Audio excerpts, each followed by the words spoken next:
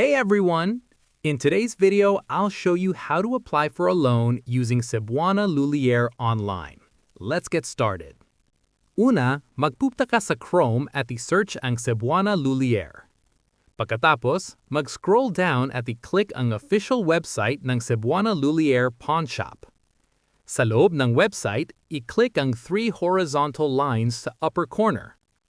Next, i-click ang Services. Pagkatapos, piliin ang Loans.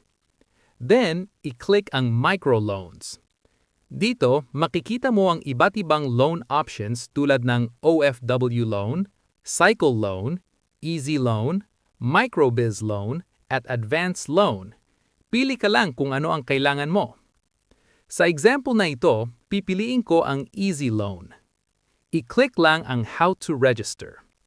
Mag-scroll down. Makikita mo dito ang step-by-step kung paano mag-loan. Ganito ang process. Step 1, pumunta sa kahit anong Cebuana Lhuillier branch para simulan ang registration.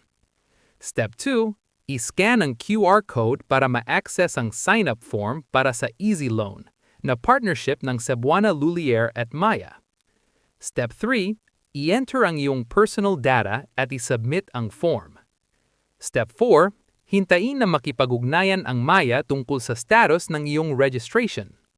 Step 5, i-download ang Maya app at gumawa ng fully upgraded account gamit ang 1 to 2 valid IDs. Step 6, pumunta sa Credit tab sa Maya app at tapusin ang application para sa Maya Easy Credit. Step 7, kapag approved na, makakatanggap ka ng notification mula sa Maya. At ayan na! Ganun lang kadali mag-apply ng loan. If this video helped you, don't forget to like and subscribe for more tutorials.